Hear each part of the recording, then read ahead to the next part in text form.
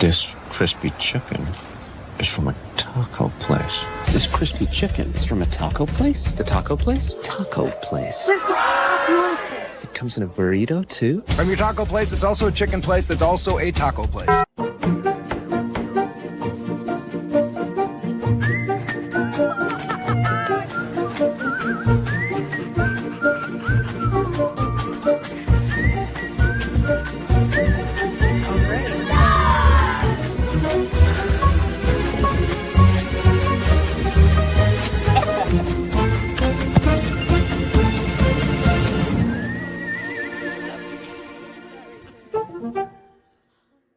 Check out the all-new Blue and Orange store at the Boise State Hall of Fame. The Blue and Orange store has your best game day gear. We're talking jerseys, hats, bumper stickers, car flags, more than 4,000 hats on the hat wall. If you want the best Boise State gear, make sure you check out the Blue and Orange store online at theblueandorangestore.com or the all-new Blue and Orange store down at the Boise State Allen Noble Hall of Fame. It's the fall kickoff sale at Lithia Ford of Boise. It's the best time to trade in and trade up to a new Ford truck or SUV with the room to haul your payload or playload. Visit Lithia Ford of Boise, where Ford begins in Idaho. Bronco fans, the new Boise State trading cars are here, and you can only get them at Jackson's. Start collecting them today. Jackson's, let's go!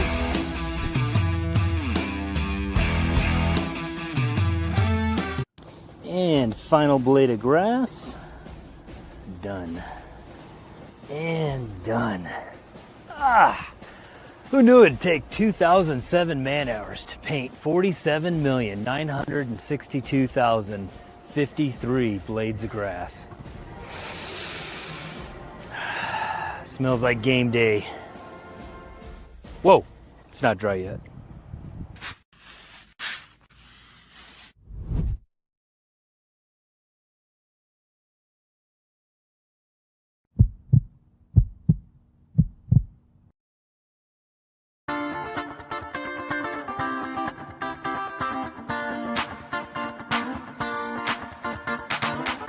This is Bronco Nation News Live. The best interviews, the most informed opinions, the latest breaking news, all from the top Boise State insiders. Bronco Nation News Live is the only daily show that talks nothing but Boise State sports. And we do it with you. Give us your comments or questions in the ICCU YouTube chat. Or leave us a voicemail on the Signature Roofing voice inbox at speakpipe.com/BNN. BNN Live is presented by our title sponsor, RoadPaint.com, the official paint and coatings company of Boise State Athletics, and our major sponsors, Jackson's, Taco Bell, Idaho Central Credit Union, Lithia Ford of Boise, and the Blue and Orange store.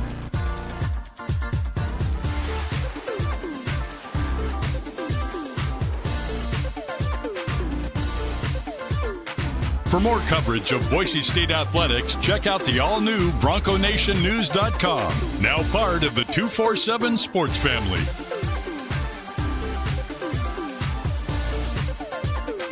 Now, here's five-time NSMA Idaho Sports Writer of the Year, BJ Rains, with another edition of Bronco Nation News Live.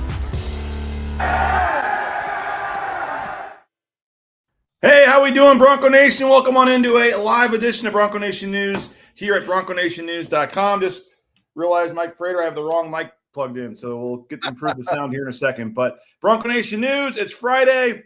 Got my Savannah Bananas hat on today. Mike Prater, we got Banana Ball. We got Maddux Madsen. We got New Mexico tomorrow. We got another event that might already be announced, so we're going to hopefully talk about before the end of the show here. A lot going on. How we doing? Oh, it's they always say October is a fantastic sports month, and there is a lot going on locally, regionally, nationally, and it's a very good time to be a sports fan on this wonderful Friday morning. So let's get after it today. Now, we're going to talk plenty Maddux Madsen. You had a column on his rankings. We're going to talk plenty about this game tomorrow, but maybe we start with this topic while our viewership, usually builds during the show. So we'll talk about it here at the beginning of the show while folks are still coming in, but Banana Ball making its way to the blue. We're actually going to have Nate Burke on at 10 o'clock. I'm not going to have you stick around for that, Mike. I know you got a show meeting and stuff, but I'm going to have a longer show today, and Nathan Burke's going to come on after you depart at 10 o'clock and join us and give us the lowdown on this event, but also the other event that's getting ready to get announced here shortly. But 2 days, the Savannah Bananas group, not actually the Bananas, which we can get into that. Some people are, buzz killing it because it's not actually the Savannah Bananas. I have been to a Savannah Bananas game. They give you the hats. They have they even play with the yellow baseball, Mike Prater. You can see on the screen here. It's got different rules. It's fan friendly. It's just for kids. Are you poo-pooing this? Is it a cool thing? Where are you at on the banana ball coming to town in this summer?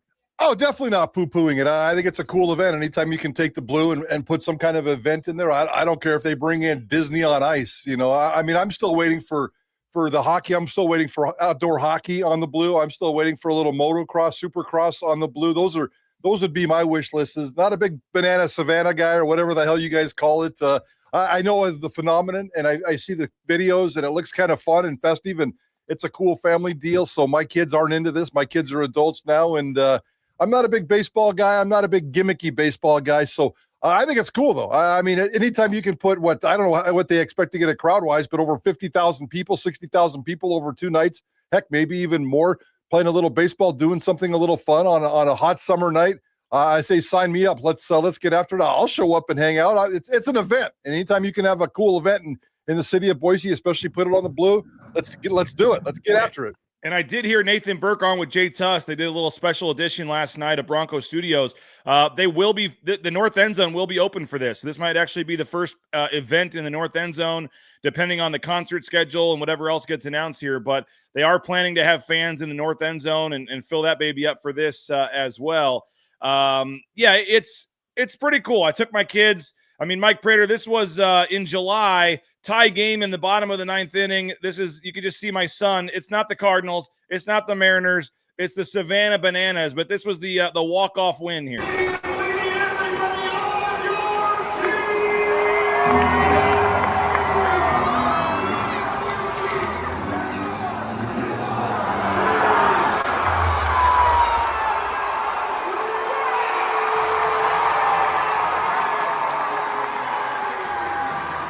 My kids cheering like the Cardinals just won the World Series, but look at Busch Stadium there. The hallowed grounds, Busch Stadium, 45,000 people, sold out, all there till the bottom of the 9th inning, all wearing Savannah Bananas gear.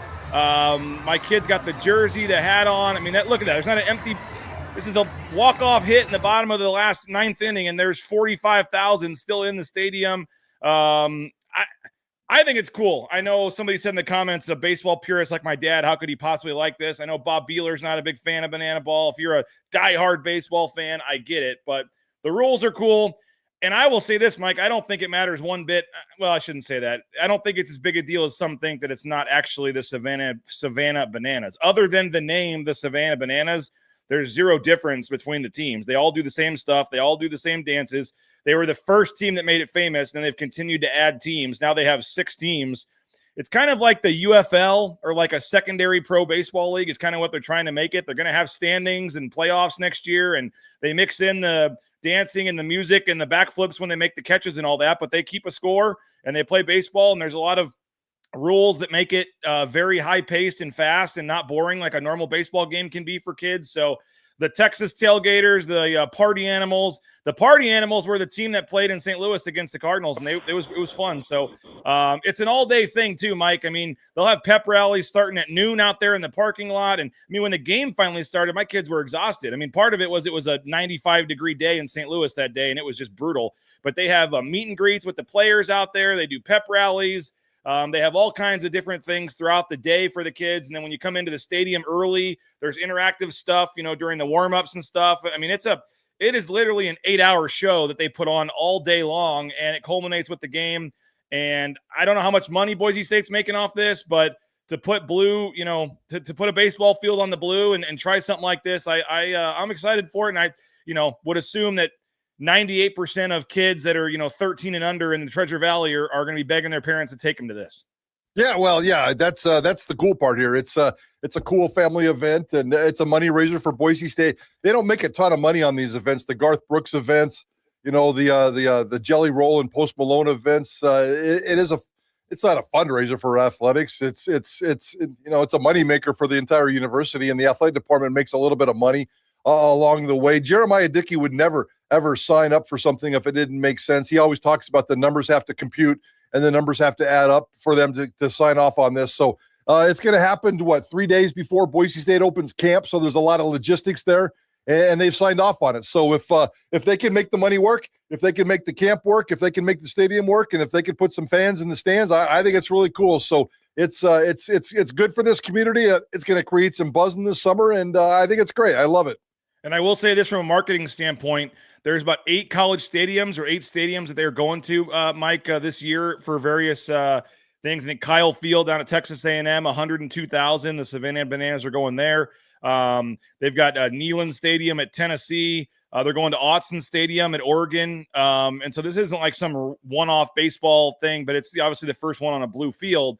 But my point is, when Scott Van Pelt on SportsCenter last night was interviewing Jesse Cole, the owner, and they're talking about this, they showed the blue. They showed a picture of the blue, and they talked. I mean, I don't remember if they actually mentioned Albertson Stadium or not, but they were talking about the football stadiums they're going to, and they showed a couple panoramic shots of the blue. Nice marketing opportunity for Boise State. Yeah, absolutely. That's always Jeremiah Dickey. So it takes every little video hit, takes every little penny, it takes every little employee, it takes every little part of this village to put together something positive for Boise State, and this is a win-win. So yeah, there's probably a lot of people out there that really don't care, and I don't get excited when they announce Supercross here in an hour. I expect you to write stories and lead off TV shows and get just as excited for Supercross or motocross as you are for Banana Ball. But I'm kind of making that up. I have no idea if they're doing Supercross or motocross. I have no idea what the morning announcement is today, but I put as many stinking events inside that stadium as you possibly can. Load that schedule up all summer long, and let's have some fun in there. It's ridiculous that the biggest stadium in the state of Idaho is used 6 times a year.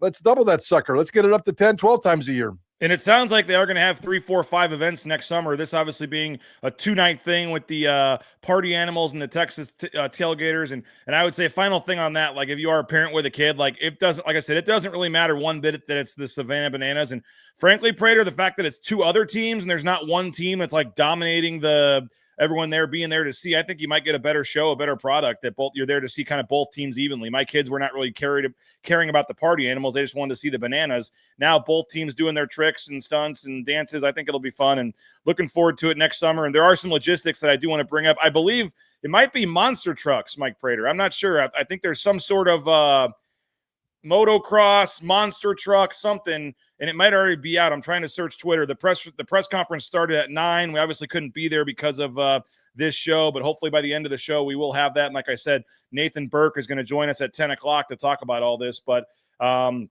have some logistical issues with the turf, Mike Prater. I mean, they're spending, what did Jeremiah Dickey say it cost? Well over $1 million to put in brand new blue turf this summer. And 1.5. And listening to Nathan Burke talk about how this was all going to work, they are literally they're going to paint over the entire field. They're going to keep it blue, but every yard line, every logo, every whatever has to be painted blue, and then they're going to paint in like a fake dirt infield for a baseball field. The only actual thing I think will be new is they'll bring in a pitcher's mound. But I mean, they're going to a brand new $1 million plus turf, and a month after it's in, they're going to be spray painting it and messing with the colors and all that. I find that a little bit interesting. Yeah, I would imagine they kind of vetted that. I don't want to sit here and speak. That's certainly outside of my area of expertise. But if they've signed off on it, I would imagine it's pretty comfortable. You can get paint these days that just get a hose out there, spray it down, wash it off, and do what you have to do. I was wondering about that in terms of, obviously when they bring in a concert or something else, they bring in dirt, they lay down the panels. It seems like they want to get the blue as part of the profile here. So it'll be one of those events where you actually get to see the blue besides football, because if it's a concert or anything else, you don't see the blue. So that's even a better win-win situation for Boise State. And I'm guessing if there is a monster truck show or some sort of, motocross, I mean, they could obviously put those panels down, and then put the dirt on top of it. But I'm wondering if maybe that aligns better with the new turf coming in. Maybe they take the old turf out, do the monster truck show, have dirt everywhere, who cares, and then put in the new turf. I don't know what the timing is on that. We'll find out the date here shortly, and that is one of my questions for Nathan Burke. But and I would suspect a concert, Mike. I don't know if you've heard anything. I have not heard specific groups or anything, but I know they were trying, and I would suspect they're going to try to get a concert at some point. I was told multiple events that have yet to be announced. So I don't know who that concert would be or what, but that's another event they're probably trying to put in the stadium as well. And if the North End Zone project's ready to go, that's just more seating and more folks that can be in the building. But if you're talking North End Zone, I think there's a chance, Mike, they could get to 35,000 for the seating. I mean, you could have 70,000 there over 2 nights for the Savannah Banana Group. That seems a little optimistic, but what do I know? I mean, 70,000. I mean, they can't. They barely get. You're that not sure they'll sell it out? Well, over 2 nights, I don't know if they'd sell 70,000 tickets, but maybe they could. I'm just saying, I really don't know. That's a pretty. There's not a lot of things in this country, in this world, that you can put 70,000 people in a stadium in Boise, Idaho, on a summer night. So maybe they will, maybe they won't, and I'm not sure what the financial model is in terms of what they have. It'll be very well attended. It'll be very cool. And there's obviously a Friday night option and a Saturday night option. And that sounds pretty sweet if you're looking for different kinds of options. But we'll see how it plays out. I'm very curious as to how something like this goes. I'll just throw it out there, Mike. I would be shocked if they didn't sell both nights out. I think that you don't have a 10-year-old, so I get it. Maybe you don't understand just kind of the appeal to some of these younger kids, but it was, I guarantee, I mean, my wife had 10 families already asking last night when it came out, where's the link to put your name on the list for the lottery. So they'll do a lottery, they do a pre-sale, and then on October 31st, folks right now can go put your name in there, and then after that, they will do a lottery to draw the tickets for each night. And the ticket prices themselves aren't that bad, Mike. Where they get you is on these hats and these yellow baseballs and everything else, the jerseys. Like I said, it's an all-day thing, and start saving your money now, parents. But I'm sure this is a topic you guys have had 20 million times on your show, and maybe today is another good day to bring it back up with 2 announcements going on, because I know they kind of threw the banana ball thing in at the end of your show, but people are already talking about they want the Metallica concert, they want WrestleMania. What other? I'm sure it's a huge deal, events to come on the Blue. And I'll say this, Mike Prater, I don't know how serious it got, but I know Leon Rice and company have at least explored the idea at some point about playing a basketball game on the Blue. They talked about whether it was the Idaho matchup at some point or doing some sort of exhibition. And obviously the weather plays a big factor in that. It would have to probably be an exhibition where you can do it in September or October. But I know they've at least talked about what that would look like if they were able to put a basketball court out on the Blue. And you mentioned hockey. I don't know if an NHL team for one of these preseason games or whatever would come to an outdoor game. I don't know if it would just have to be the Steelheads. I don't know, but interesting. It always brings up that topic. What else could you host on the Blue? Yeah, I think it was all the above. I know the Steelheads, it wouldn't be the NHL, but I know the Idaho Steelheads have looked into this several different times. They say it takes $1 million to turn that thing into a hockey rink. So that's a pretty extensive list, or a pretty small list of businesses that are willing to come out and spend $1 million so you can have a little hockey. But they wanted to do like a community week in terms of, you can come out and skate as a family, and maybe there'd be a Steelheads game on a Friday and some other kind of all-star game on a Saturday, and community skating throughout the week and all that kind of fun stuff. So they want to pull that thing off. You could put a lot of different things in there. I'm not sure about Leon Rice. I like the idea. I like the thinking. They're not going to be able to put an exhibition game in there. They're not going to be able to put an Idaho game in there. I mean, they can't even sell out a 4,500 seat hockey rink right now. They're struggling to sell tickets for next Friday's game. Yes, because that thing is expensive. But I like the idea. I love the conversation. I want to see all kinds of different things in there. I would love to see a Metallica concert. I would love to see a rodeo in there, and lots of different things could be very, very popular in this town. So just keep on getting creative, keep on getting weird, and keep on putting stuff inside that stadium. I think it's a great venue in the summertime for different kinds of events, and there's no reason why you can't have a whole bunch of different kinds of events. And they do this thing, I forget the company, this golf thing. I know they do it at some of these baseball stadiums where you can like tee off from like the upper deck or whatever, and they have targets down the field. You know what I'm talking about? Yep. Yeah, my understanding is maybe, I don't know if that's happening or not, but that was at one point a possibility for something as well, where you can maybe tee off from the north end zone or something and try to hit a target, or tee up from a concourse in the upper deck and try to aim down and hit something. I don't know if that could happen but next summer that could be something maybe where they get some huge targets out there. And you got a lot of golf fans in the Valley that would love to try to hit the center bullseye at the 50-yard line with a golf ball. Yeah. Why not? Let's do it. I mean, go out and look at Top Golf. It's still a 2-hour wait to go out there. People love that kind of stuff. So absolutely, that'd be fun. Soccer? People are saying soccer. Is there a big enough soccer matchup that you can think of that would fill the place? I know they tried the friendly where they brought the green grass in, and it did okay attendance-wise, not great. I don't know if there's an obvious soccer matchup out there that would sell that place out.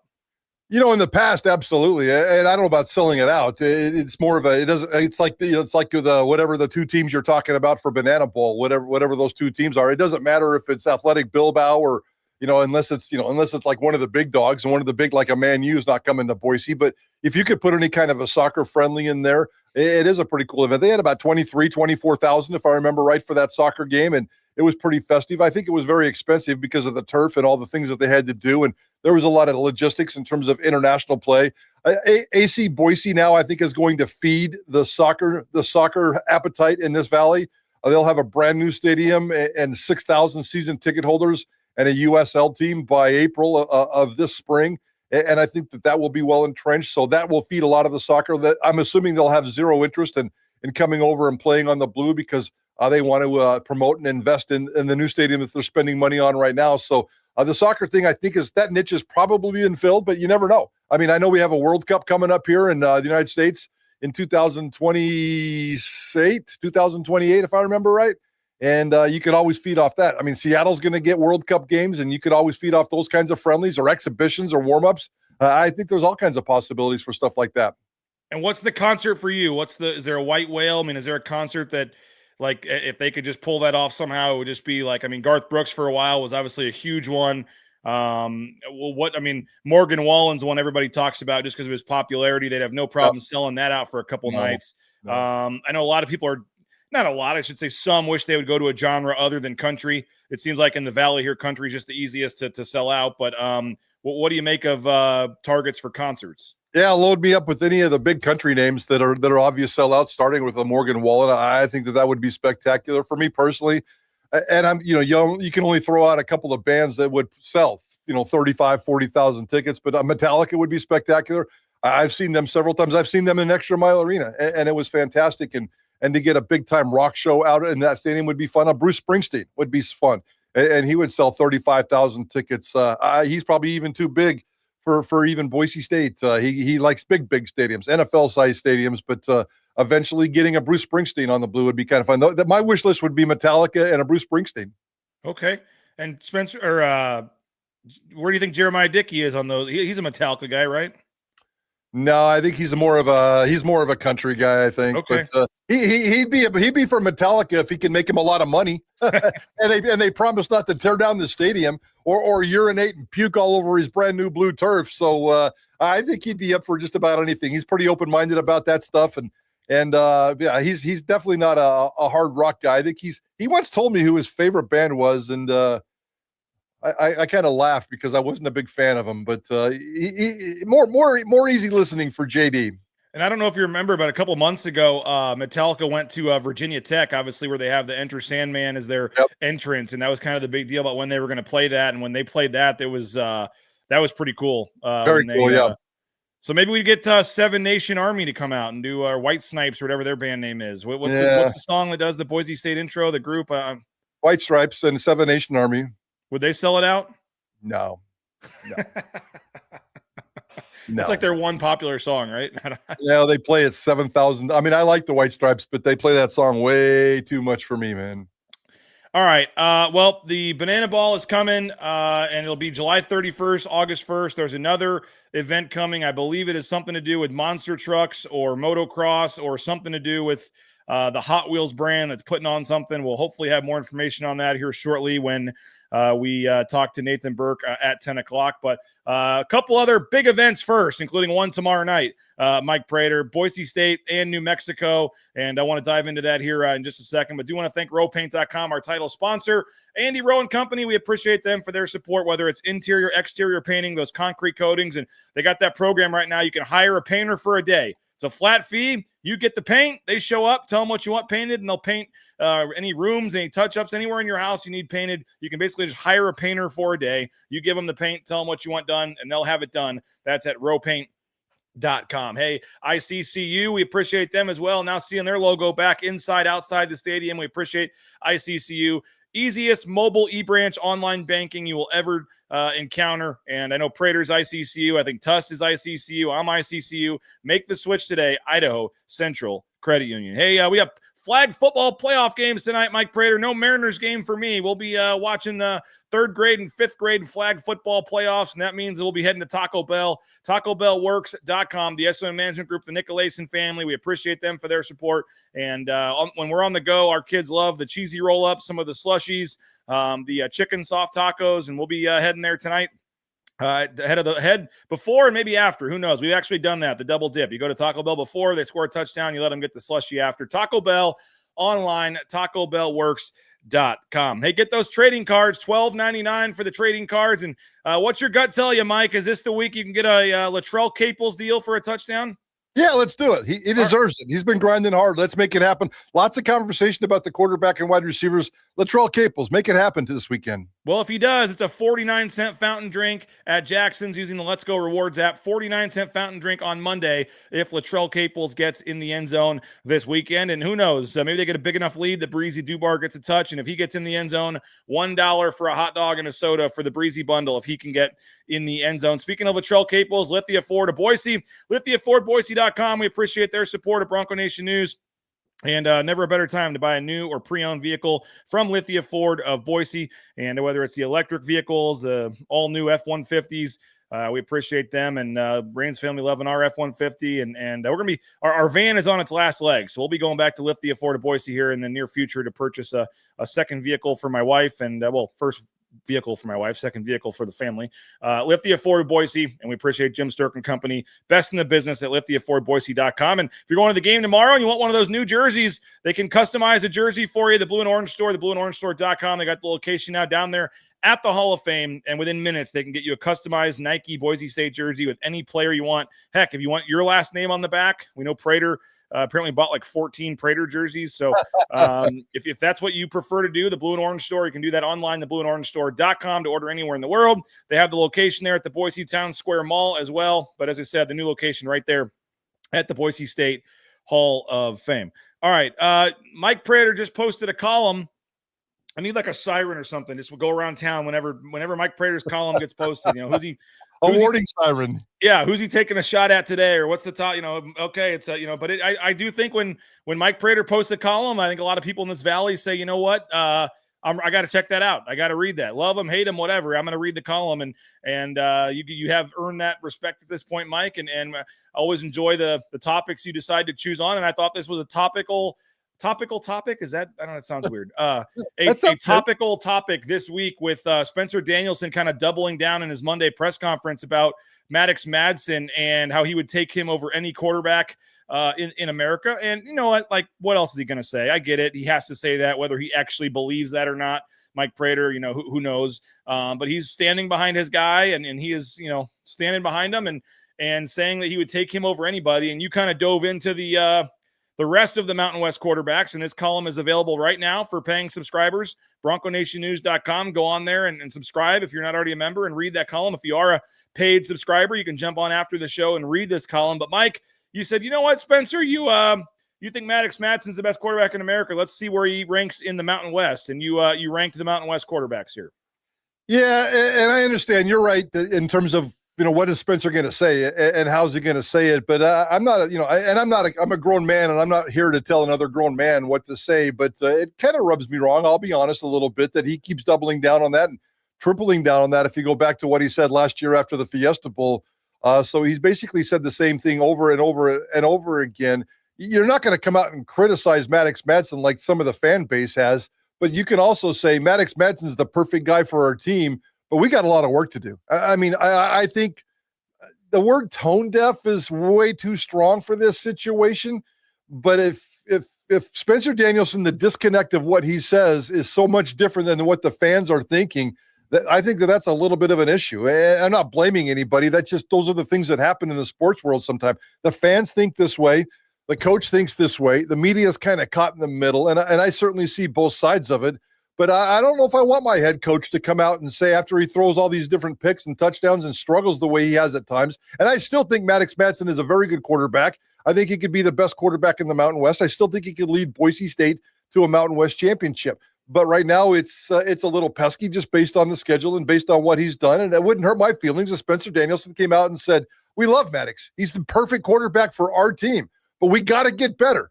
We got to get better. Now, Spencer Danielson has beat up. And if you go back and listen post-game on Saturday after Notre Dame, and you listen to Monday's press conference, he throws the wide receivers under the bus several times, talking about we have to be better in man coverage. We have to get separation in man coverage. And that's a conversation that's happened all the way through last year. So he doesn't have a problem subtly throwing the wide receivers and their practice habits and their game habits and the way they run routes and the way they go off and tackle man coverage. He doesn't have a problem doing that. For some reason, he coddles a lot Maddux Madsen. I get it. He's the quarterback. He needs to be coddled. There's not a lot of other backup guys. There's no other on this team. Max Cutforth is the perfect plan B, but plan Bs are plan Bs for a reason. And you don't want to use plan B unless you absolutely have to. I think Maddux Madsen can get some things done. I just wish Spencer Danielson would be a little bit more public in terms of he's got a lot of work to do to get better. Yeah, no doubt. And even the receivers, like, again, he said himself, Spencer Danielson did, that the receivers were struggling to get open. Yeah, I tweeted that out, yeah. And then I'm walking by the practice field yesterday, and I got wide receivers going, they say we can't get open. They say we can't get open, like taking small, like, kind of petty shots over my direction. I'm like, your coach said it, not me. Like, yeah. And so it is a combination of receivers needing to get open, doing a little more to help out their quarterback at times, no doubt. But Maddux Madsen also, it's funny too, because he was coming off two like great games, two back-to-back, 300-yard games, Mike, or back-to-back career high games, or this discussion we would never. You have the people that always have their thoughts on Maddux Madsen. I get it. It is what it is. But if we'd have been talking about Maddux Madsen the day before, which we were, this is his kind of legacy, his chance. We were talking about him having, you might have had him ranked first in the Mountain West going into last week. Yeah, absolutely. And he's getting dinged pretty hard for his performance in 3 Power 4 games. And it can be done. Part of the column that I wrote today talks about Bryson Barnes. The Utah State quarterback is the best quarterback in the Mountain West right now. It's not even close. You can't debate it. He is by far the best quarterback in this conference right now. And he played road games this year at Texas A&M and at Vanderbilt, 2 top 25 SEC teams on the road. Bryson Barnes, who's not known for being a great passer, he's thrown 5 touchdowns and 0 interceptions in those 2 games. Now, Utah State got blown out in both of those games, and they weren't great, but the personal accountability of what Bryson Barnes did in those games, Boise State fans would take Maddux Madsen in a second if he went 5 touchdowns and no interceptions against Penn State and Notre Dame. Now, Boise State still may lose those football games, but just going out and being clean. And the frustrating part with Maddux is it's not all about decisions. Some of it's the wide receivers, some of it's desperation, some of it's bad throwing. He can't throw the ball as well as Boise State fans wanting to. So there's a whole collective group here of why Maddux Madsen can struggle in the big games. He's got 7 Mountain West games left ahead of him. And if he just goes out and does what he can do against like-minded competition, Maddux Madsen's going to be just fine. Now, what's your big picture take on Maddux Madsen? Because I know you guys talked about on your post-game show trying to find $1 million and go get a quarterback. I think the people asking for much, again, I don't want to see any fans stupid, idiot, whatever. You're paying subscribers. I appreciate your money. I know you're passionate fans. But anybody that realistically thinks that Max Cutforth should be playing over Maddux Madsen, I just don't at all agree with that sentiment right now. It seems like a panic mode to me. I still think if you look back at the big picture of things, Maddux Madsen, as you said, is still a quarterback, especially moving forward here, that's more than capable of what I think is very likely that they could win out. You look at the schedule, I think they've yet to lose up to a Mountain West opponent under Spencer Danielson. You got, UNLV at home. I know there's a couple of tricky games in there, maybe at San Diego State, but I see no reason why this team can't win out, at least in the regular season, get to the championship game. And I know 11-2, and the LA Bowl is not going to be appealing to some fans. There were bigger goals this year. I get it, but they still have a chance to have a pretty darn good season for Group of 5 standards this year, and I think they will. I just think they ran into especially in the Notre Dame case, a really, really good team that they were, had a chance for a good portion of that game to hang around with, to be honest. And so, so I guess I say that by saying I don't think there's any chance. Unless Maddux Madsen has, 4 more picks against New Mexico and 4 more against UNLV, which I don't suspect, I don't think there's any chance that they, go ahead and yank him from the lineup and in favor of Max Cutforth. And frankly, if you suggest that, I just think that's kind of crazy at this point. But what are the chances you think realistically that, and you're hearing what Spencer Danielson's saying, I mean, he wouldn't take anybody else in America. What do you think they do actually go out and try to get somebody to compete with him for next season? Well, I know they got a hotshot quarterback recruit coming in. I don't know anything about him. I don't follow recruiting. 2 of them. They got 2 they really like. Okay, well, there you go. There's the update. And the only thing I want is a competition. I want a serious competition from all different levels in the offseason. And if Maddux Madsen, who has a habit of winning these kind of competition battles, he beat out Taylor Green. He beat out Malachi Nelson, which in hindsight now, I think I could have beat out Malachi Nelson given the opportunity. I just need to see some serious competition, and I would love to see a transfer portal come in, make things uncomfortable. Spencer Danielson loved to talk in fall camp about making these football players uncomfortable, where he would call a drill in 3 seconds and go. You got to get out of your comfort zone and go. Maddux Madsen is in a comfort zone right now, and I'm not sure Spencer Danielson realizes how comfortable the zone is that his quarterback's in. And Spencer Danielson is all about creating conflict, creating chaos, and creating competition. I want a transfer portal quarterback to come in. And I joked, bring in $1 million superstar and promote the fact that you're spending money on NIL, because that word gets out to other recruits. Hey, Boise State did this. I want to take a look at them. And it also creates competition within your family. It doesn't have to be $1 million transfer portal quarterback, guys. You can bring in, look what UNLV's doing. They brought in they brought in a Virginia reject grad transfer. They brought in a second stringer from Michigan, and Calandria is playing some of the best quarterback in all of the Mountain West right now. You can go out and get yourself a grad transfer from a P5 program. You could get yourself a backup from a P5 program. You could go out and get yourself an FCS superstar, some guy that's an All-American, and get them to Boise State, pay him a little bit of money, pay him a little bit of cash, and create a competition. And if Madsen wins that competition, sign him up for the greatest competitive quarterback in the history of Boise State football. But if he can't, I think that makes Boise State better. If he doesn't have a crazy, intense, open competition for quarterback in the offseason, I don't care what happens the rest of this season, I'm going to be very disappointed. Yeah, and they are in a tough spot. And how many – this would be his, 4th year starting next year, Mike? I mean, is this his 3rd year as a starter? Yeah. I mean, how many 4-year starters that took their team to the playoff get beat out or benched to start their senior season? I know it's crazy, but you can't tell me, even just the eye test, you can't tell me that Boise State can't be better at quarterback. And maybe Maddux rallies up, and he's only got one more big P4 game on his schedule if he plays out his career at Boise State. That's the Oregon opener next year. After that, it's a whole bunch of like-minded teams that he could just flat out dominate. I mean, Maddux Madsen can go down with a 20-5 record or whatever it is as a starting quarterback, 25-5. Some kind of crazy number if he beats up the like-minded teams that he's supposed to beat up. There's only one big obstacle in front of him right now, and that's the Oregon game next year. And who knows what kind of postseason Boise State gets into this year. But you're right. I mean, you don't bench a 4-year starter or a 3-year starter who's going into his senior year. But the eye test and the responsible part of me looking at this program tells me that they need a quarterback competition in the offseason. What else are you looking at going into this game against New Mexico? Mike Prater tomorrow night, 7:45. They're saying FS1. I can promise you it will start on FS2. The other game starts at 5 o'clock. There's no way it'll be over in time. So it's going to be FS2 probably for the first quarter. It also probably ain't starting at 7:45, Mike. I'm guessing when we get there, it's closer to 8 o'clock. And it'll be a late night on the blue. But the tackling, they had 17 missed tackles in that game against Notre Dame. I know a lot of those came on a couple of long plays. Yep.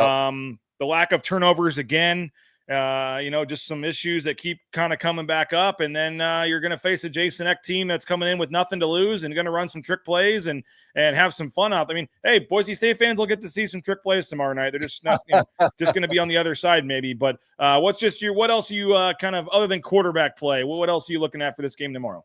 Yeah, just that puncher's chance that this New Mexico team has to win this football game. And if there's angst or competitive,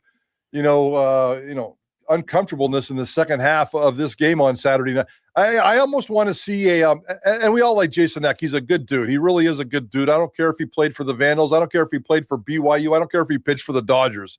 All these teams that we're not supposed to like, I'm not supposed to like. He's a great dude, and we all should cheer for success for a great dude in college football who flat out gets it. But if Boise State, what would be really cool tomorrow night is if the stands are empty in the second half, and we know what that means. That means Boise State's clearly in control. It's 10:30 at night on a Saturday night. A cold front's moving in. It's going to probably be in the 40s tomorrow night in that weather. And now, if it's a close competitive game and everybody's glued to their seats and at 11 o'clock we're on pins and needles watching something exciting, that's fun for competition. That's not fun for Boise State fans.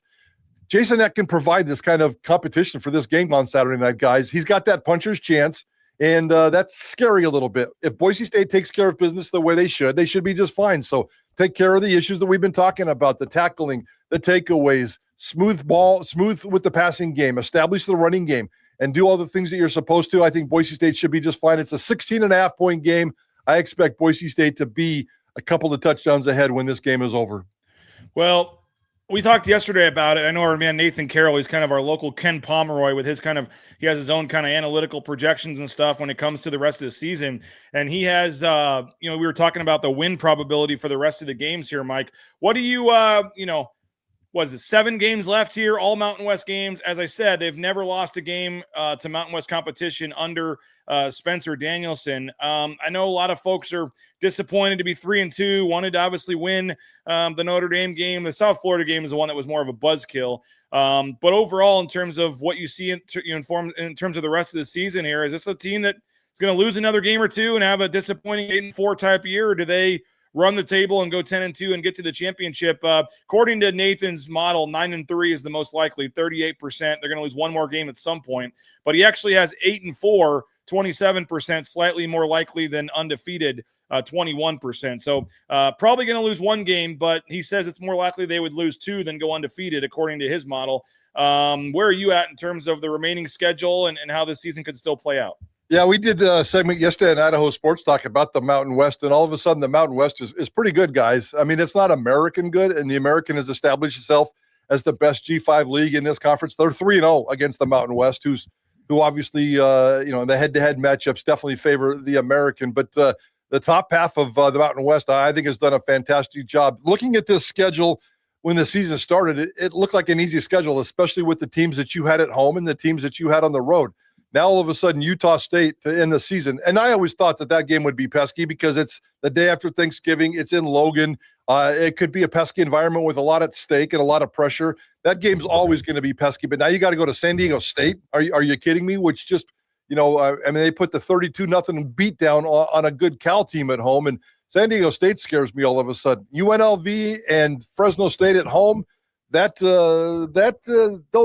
State should always take care of business on the blue, and I will never shy away from that. But those 2 games all of a sudden are a little bit pesky. So there's 3 or 4 pesky games on this schedule.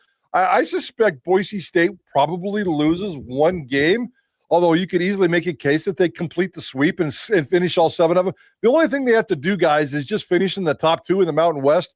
Get yourself into that Mountain West championship game and then see what happens after that. There is no CFP. I don't see any path to the CFP whatsoever. Give them a 3% chance just in case the math gets crazy, but I don't see it. So right now you're fighting for a Mountain West championship game. You're fighting for a right to play a bad Pac-12 team in the SoFi LA Bowl, and I think that's okay. That's enough of a carrot to keep this football team incentivized and go out there and win these games. So final thing for you, Mike, maybe it's Maddux Madsen throwing 5 touchdowns and passing for 400 yards. Maybe it's, 5 pick sixes. I don't know. But what tomorrow night, I guess maybe it's just the score and winning big. I don't know, or just winning. But what tomorrow night do you think would give Bronco Nation a chance to take a deep breath and go, okay, maybe last week wasn't as bad as we thought? Yeah, what you just said, a nice clean game all across the board. The Boise State fans are starting to feel the need for a trick play here or there. I wouldn't mind another big special teams blowout, something, 2 or 3 explosive plays. Boise State coaches have talked ad nauseum for a couple of weeks now about how they lack explosive plays. Maddux Madsen, the emphasis this offseason was for Maddux Madsen to throw the ball downfield more. And he's second in the league at yards per completion at 13 plus per yards per completion. He's doing a decent job of getting the ball downfield more. But they're not explosive plays, guys. They're almost like the 18, 21-yarders or the 10-yard pass that, with the catch and you add another 10 yards. The explosive plays are lacking from Boise State. The excitement level from this offense is lacking from Boise State.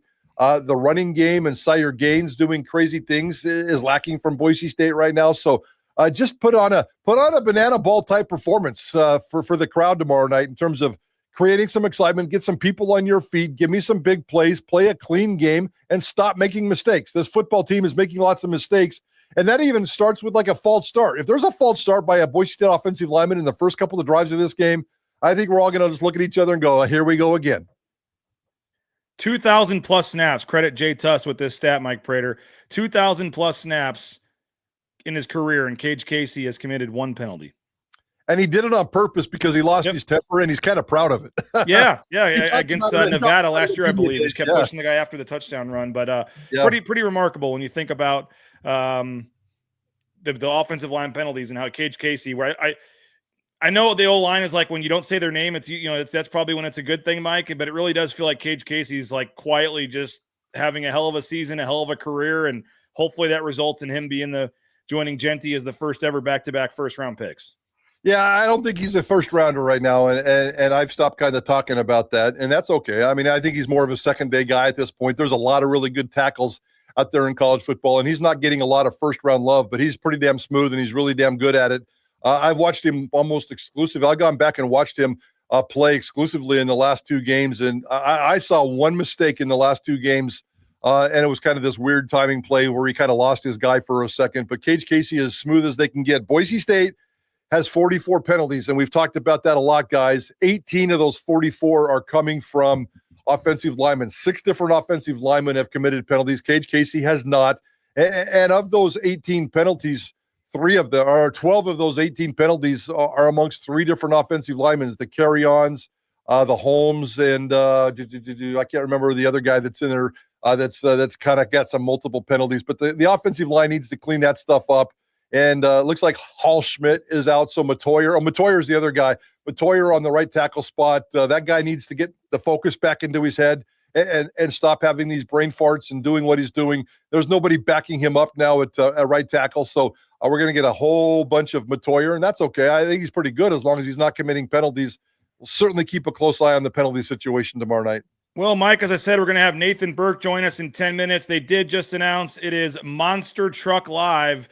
Hot Wheels Monster Truck Live, first time ever on the Blue. It is Saturday, June 6th. June 6th of which that might be more in line, Mike Prater, with the replacement of the turf. I could see them taking the old turf out, messing it up for this, and then maybe putting that in. I don't know, again, what else is coming, but June 6th, monster trucks. And again, I know this is also kind of, if you're not a banana ball guy, there's going to be some people that laugh at this and say, oh, I'm not a monster truck guy, type of thing either. But for this is going to hit a different market, also family friendly, like they say for kids. But your quick reaction to monster trucks on the Blue. Hey, let's do it. Those are very popular. They've had about at the Idaho Center for years indoors. And from what I can tell, those things sell out. So it seems like Boise State's hit the bookend of the perfect opportunity of entertainment here in the Treasure Valley. You got the kids and the family-friendly stuff and the baseball stuff. And now you get, the gearheads and the motorheads and the gasoline freaks like myself who likes to get out there and do that stuff. I'm not a big monster truck guy, but I certainly love the smell of gasoline in the air. And I think anytime you can have that kind of a popular event in the Treasure Valley and attach it to the Blue, it's pretty good. So maybe between these 3 different events, I'm assuming monster trucks is just one night. So there's 3 nights coming to the Blue this summer. Maybe they can get 100,000 people for those 3 nights. That's a pretty cool deal for this valley. Yeah, no doubt about it, Mike. So I'm going to keep this thing going, Mike. Nathan Burke's going to join us in a little bit and talk more about the specifics of the bananas and when the turf's going to be replaced and a lot of that stuff with Nathan here in a few minutes. But appreciate you, Mike. I will be joining you at 4:15. You guys are going to be where today? I will not, unfortunately, be heading out there, but I hope other folks do. We're hanging out at one of your friends' places. We're hanging out with Mark Ridley in the game, the Ridleys. But we're doing it in Weiser, and Idaho Sports Talk has never been to Weiser before. So if you live in Weiser or you're from the area and you listen to us, and we know a lot of you guys out there do, come by and say hi. It's Mark Ridley does a really nice job with his Friday tailgates. I mean, he brings out his personal tailgate vehicle, which is the best tailgate vehicle I've ever seen in my entire life. It is one of the fanciest things. I'd put wings on it and fly to Europe in it if I could. All kinds of other fun stuff, foods and drinks and adult beverages and kids games and footballs to throw and cornhole. And he does a really nice job. So pop out to Weiser, pop out to Ridley's today. We're going to be out there. And how about this? We're opening up the show with Weiser royalty. Hans Olsen. Hans Olsen's going to join us live. The greatest high school football player ever from the state of Weiser. Now he's obviously associated with Salt Lake Media, and he's the color analyst for BYU football. We're going to talk about some Weiser highlights back in the day, but we're going to spend a lot of time this afternoon talking about the Bachmeyer family, Bear and Tiger, and even Hank hanging out in Provo watching his two brothers play football. It's going to be a really cool conversation, a pretty cool conflict of Weiser and rural Idaho and some Boise State football. And I'll be joining you guys at 4:15, I believe. So looking forward to that as we get set for the game tomorrow night. Mike, appreciate your time as always, man.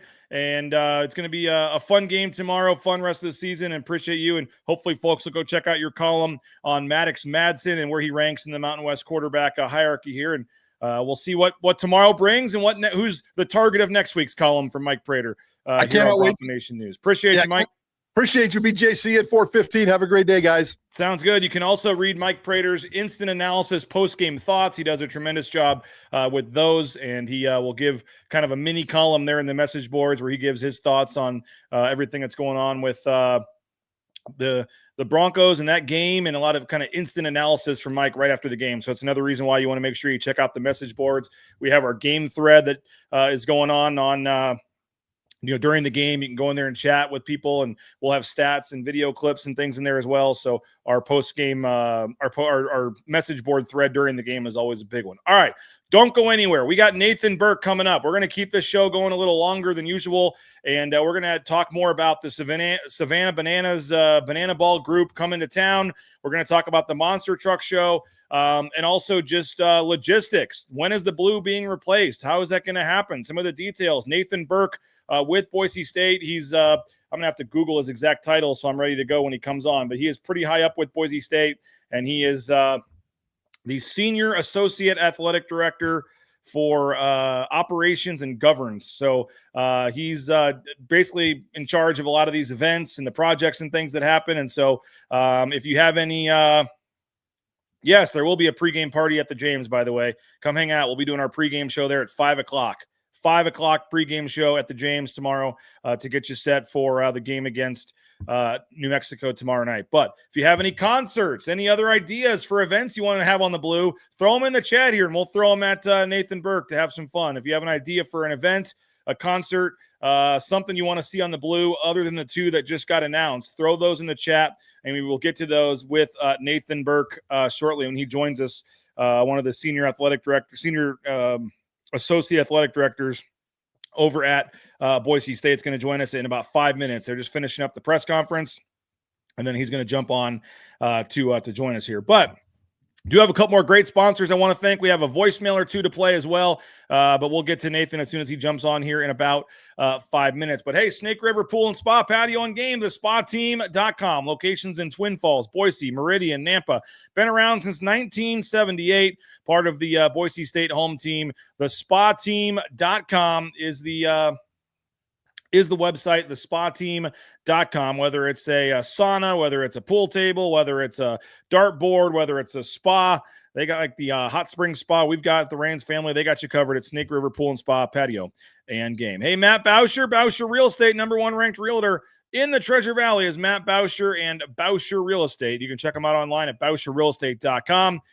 We bought and sold our home using Matt and his team last year, and it was tremendous customer service, tremendous experience every step of the way. So if you're looking to buy or sell your home, I highly recommend Matt Bauscher and Bauscher Real Estate. Hey, they're going to be at the Weiser location today.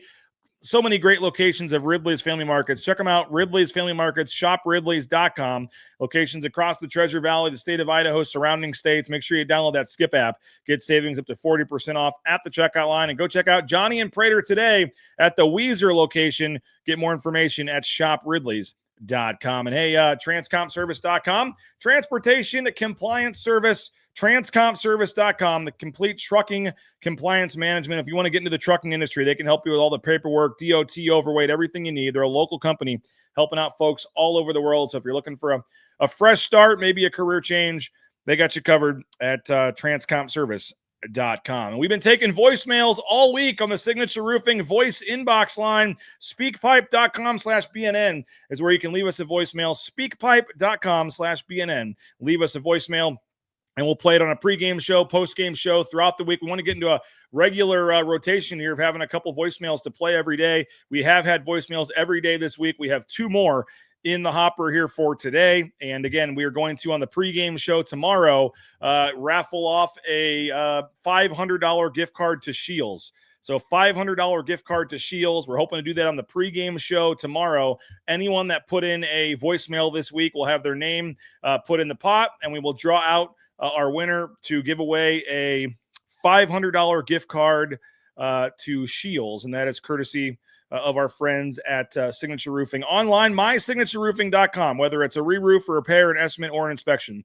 Check them out online at mysignatureroofing.com. All right, as I said, Nathan Burke is going to join us here shortly. We're going to talk about Boise State and the events and the things they are putting on and logistics and how all that works. And it's an interesting topic and discussion. While we're waiting for Nathan to pop on, let's hear one of our 2 voicemails. Our first voicemail comes from our friend Jim Kroll. What do you got from us, Jim?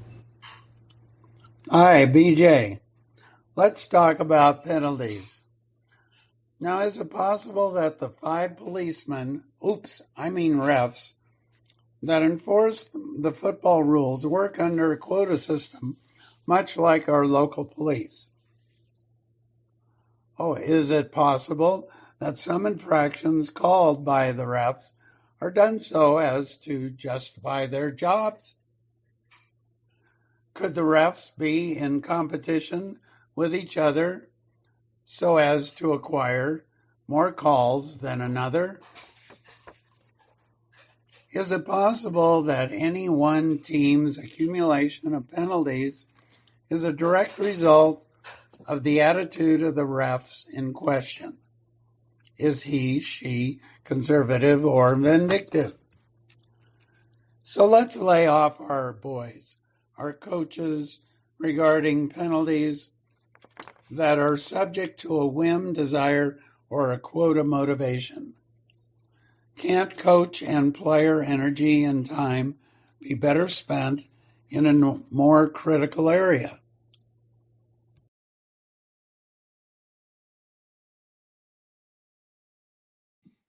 Thank you, Jim, for the voicemail there. I'm going to have to ask some of the coaches, I guess, about that. Are the referees, do they have a quota, or if they're not calling something, do they ever feel like they need to, just to make sure they're getting properly judged? But I don't necessarily think they're in competition with each other.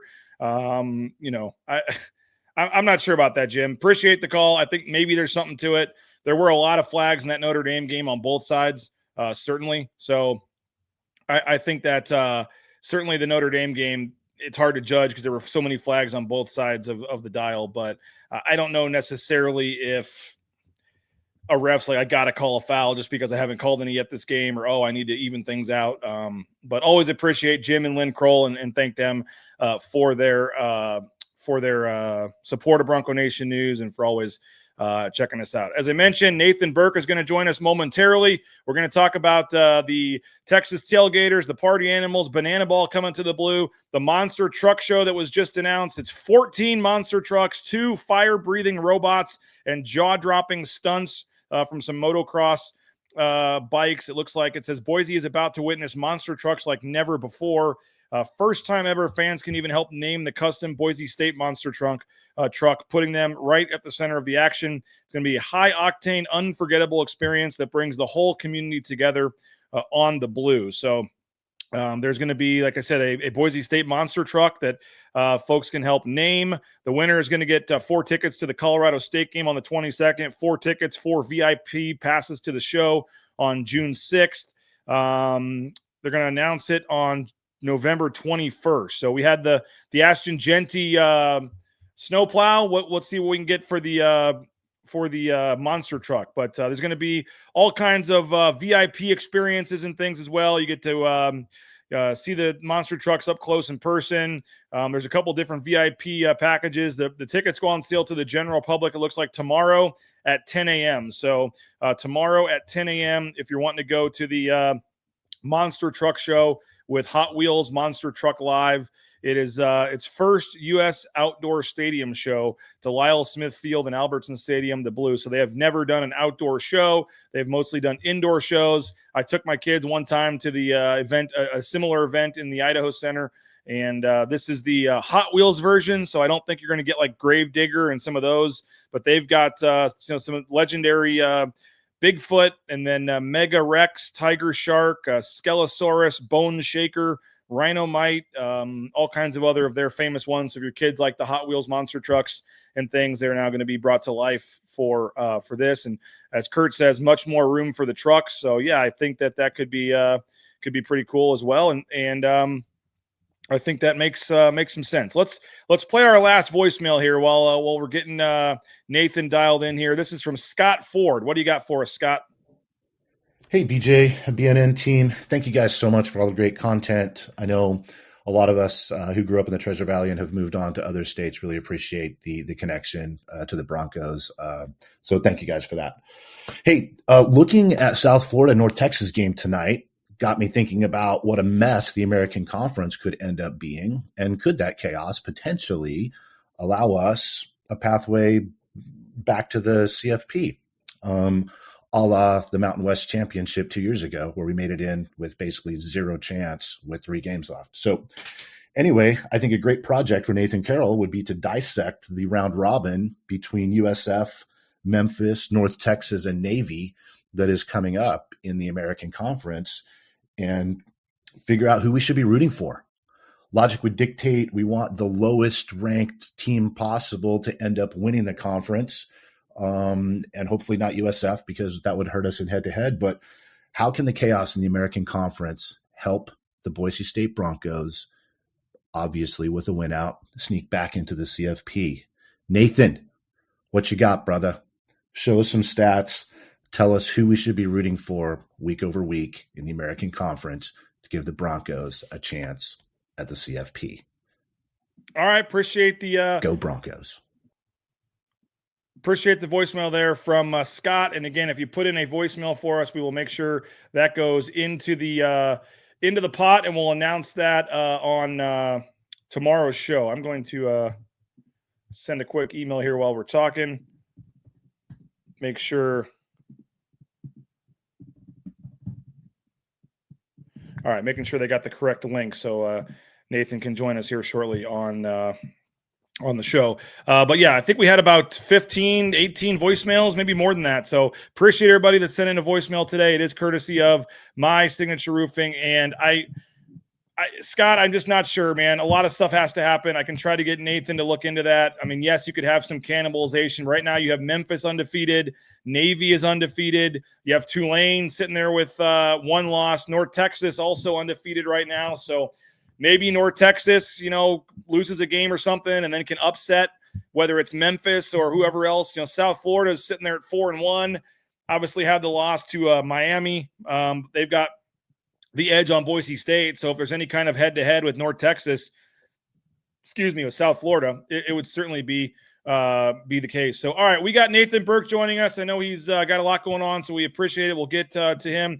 Nathan, appreciate you for let's see if I can make it work here. There we go. How's it going?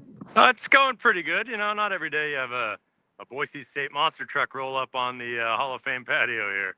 Yeah, well, I appreciate you doing it outside so we can check that out. That's pretty sweet. Awesome announcement just now that you guys just made your second one in as many days. But Hot Wheels Monster Truck Live coming to the Blue. Tell us about this one. Yeah, I mean, this is something we've been working on for 6 months plus, and it's really kind of we're trying to fill that gap in the market, so to speak, for what we've been doing here. Luke Combs was amazing, Post Malone, Garth Brooks, really amazing shows. But we want to make sure that Albertson Stadium is a welcoming place for people of all ages, for young children, for teenagers, for adults, for grandparents, so to speak. We want to make sure that we're hitting all parts of this community, and this definitely 6-year-old me is screaming inside right now. It's one of the original Bigfoot trucks is behind our monster truck there, and Bigfoot's going to be a huge part of our activations here, and they've been doing tours all over the world. So Hot Wheels Monster Trucks Live has been around now for about 4 or 5 years.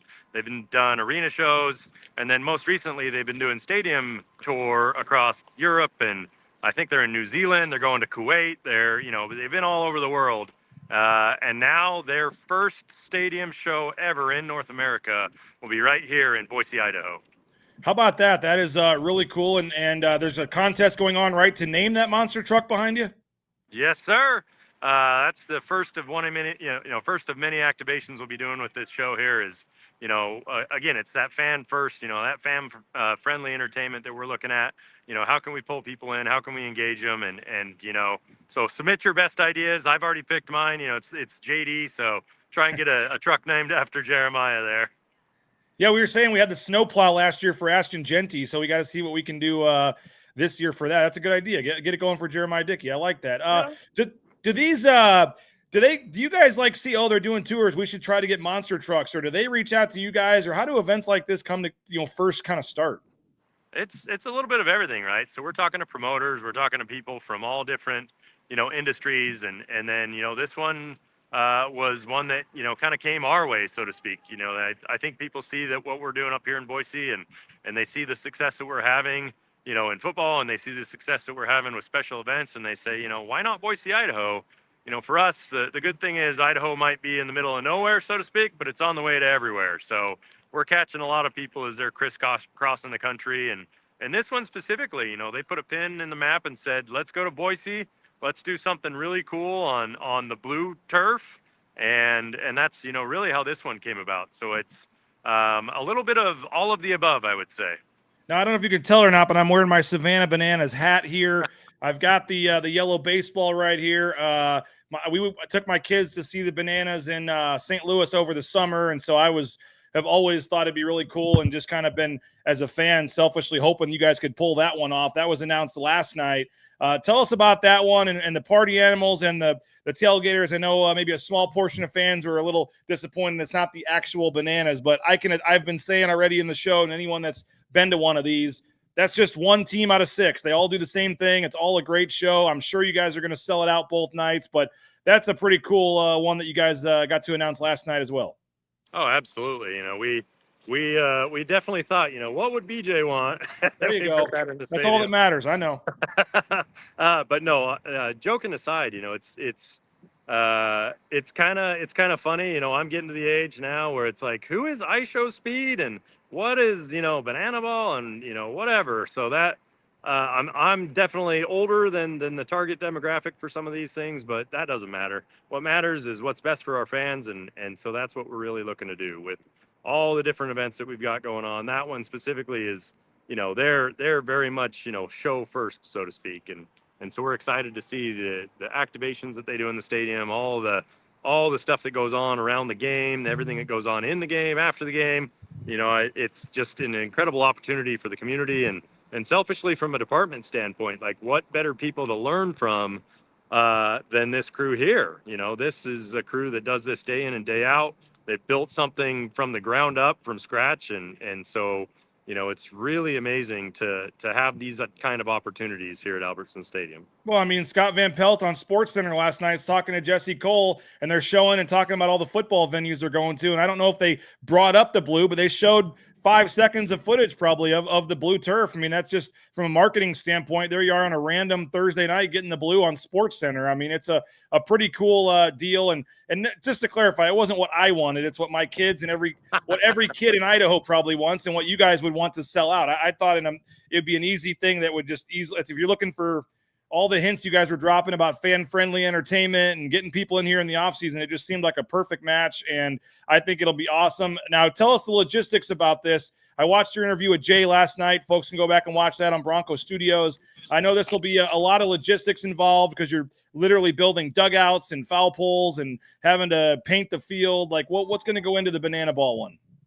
Yeah, that one, we haven't had a ton of conversation. We know the basics, right? And the basics are that we're going to paint the whole field. So the whole field will be blue outside of what is baseball specific. And so we'll paint, the infield, we'll paint the foul lines, we'll, figure out what the mound situation looks like. And honestly, like, don't know where home plate's going, don't know anything. I do know that they have a temporary net system that they'll bring in and they'll overlay in the stadium there. But with all these events, it really doesn't matter. Like, there's a whole industry out there that's dedicated to these things, and we're excited to partner with them and work with them. Whether it's putting visqueen and plywood and dirt down, or whether it's painting our field completely blue and then taking that blue off the field and doing the next show. We really just want to roll from one thing to the next and I can't wait to see just how many different looks we can put inside of Albertson Stadium. Well, I played this video at the beginning of the show, but it's the walk-off hit for the Bananas, and my kid. I mean, you'd think this was the World Series. They're standing up on their feet in the final second of the play here, and there's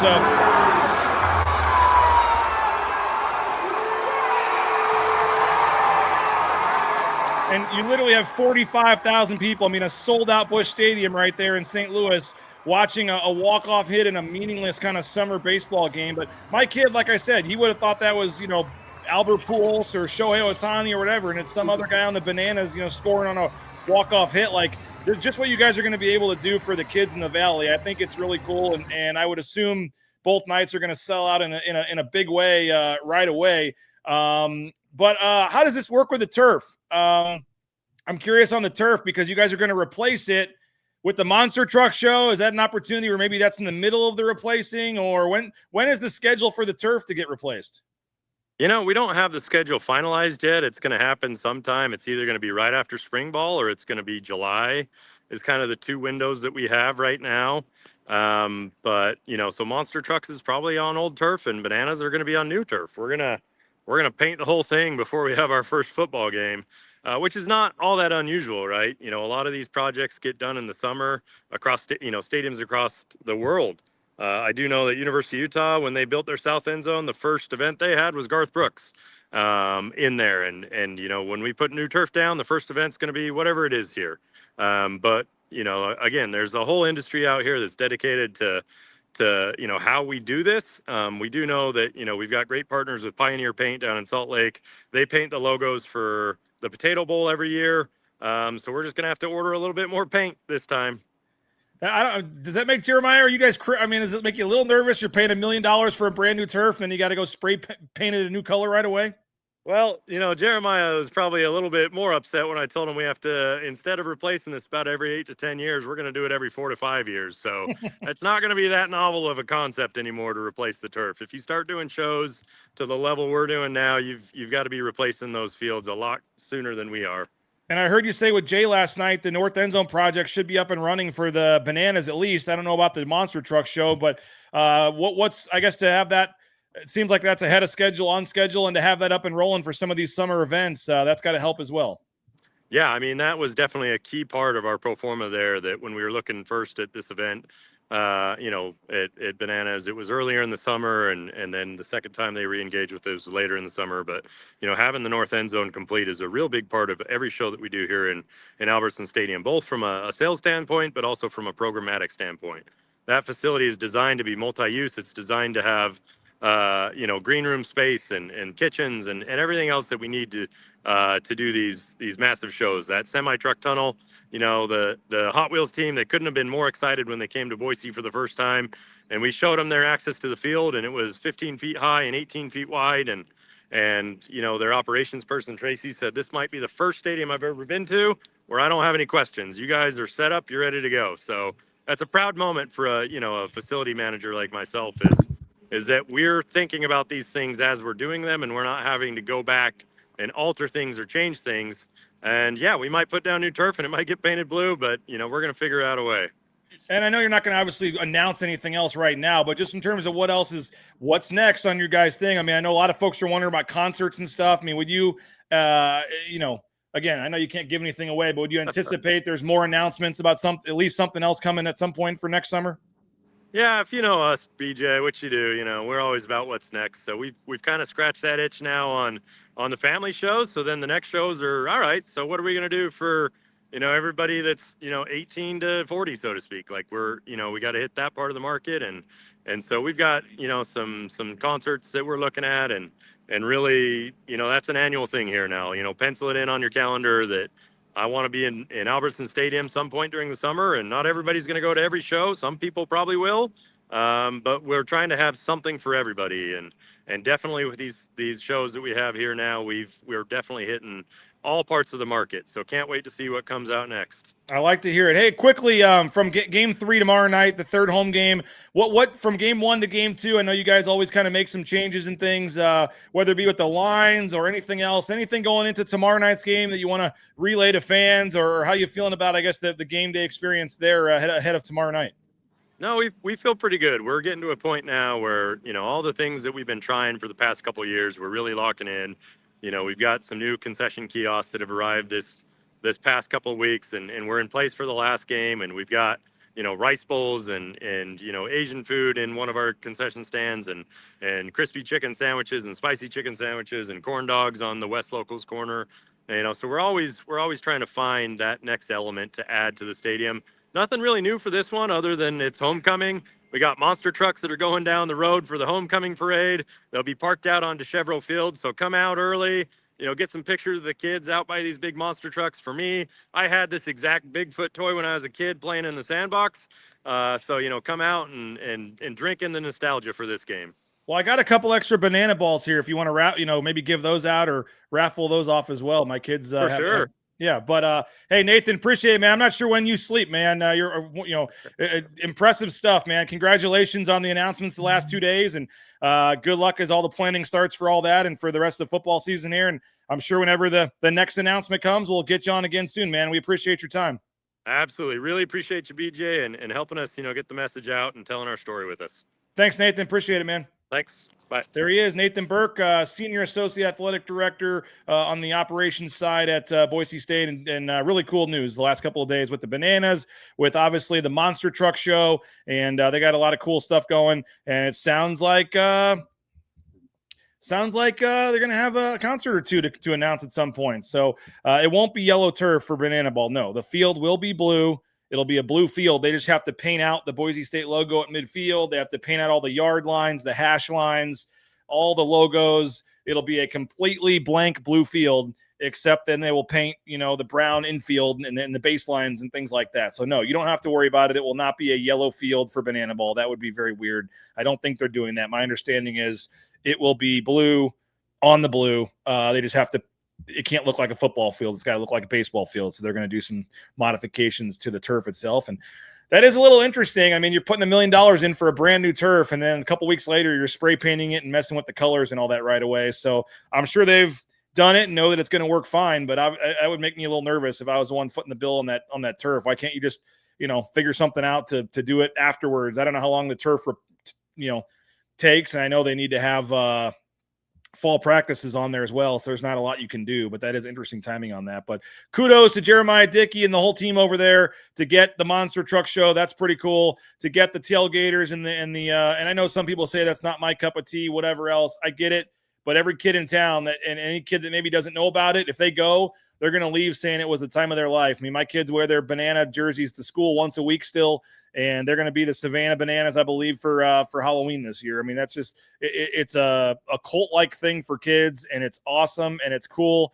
And here I was on Friday nights, Saturday nights, like literally over the summer, watching Banana Ball, watching the Bananas on ESPN because there was nothing else on. And it was, once you start watching, it's kind of hard. And the cool thing they do that I forgot to ask Nathan about is they bring in former players. Like they get a couple former players from that team, from that city to come back and participate. So there's a real chance they could try to pull, and I guess July 31st, August 1st, most NFL teams are probably in training camps, but it wouldn't surprise me if Chris Peterson coached first base for an inning, or if, somebody like that comes back, a legend on the blue. And I know, and Ashton Genty is going to be tough if it's right during training camp. But if you start thinking of all-time greats at Boise State from any of the sports really, but probably football, that are not currently with an NFL team, I think you could see them make an appearance at this event. So my initial just off-the-cusp thing was Chris Peterson coaching first base for an inning. But it's going to be stuff like that. You'll probably get somebody out there to pitch or to bat. It'll be it's a really, really cool deal. So, I mean, they brought, Adam Wainwright back to pitch for the Cardinals. One of the games we were at. I mean, it's a really cool deal. So get those tickets. The waiting list is open.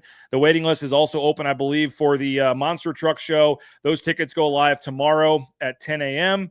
And going to be a cool. I'm waiting for the concert. What's the concert going to be? Gosh, man, that has me wondering now, because he basically made it seem like that's going to happen at some point here. So going to be fun bringing some of these events here to Boise, Idaho. So appreciate you guys. Thank you so much. Go subscribe if you can. BroncoNationNews.com. You can read Mike Prater's column, Nathan Carroll's full game preview, and we're talking like 1,000+ words, sometimes pushing 2,000 words, with players to watch, keys to the game, key matchups and areas, what the analytics are saying. I mean, Nathan really dives into this thing, and you'll feel super smart at your tailgate if you read Nathan Carroll's game preview, and that is available for subscribers at BroncoNationNews.com. So go subscribe if you can. I think we have a 30% offer going right now, so it makes it more affordable and cheaper for you. We have the monthly option as well. You can try us for $1 for the first month, and then I think it's like $12.99 a month after that. But the annual option, if you just pay once for the whole year, is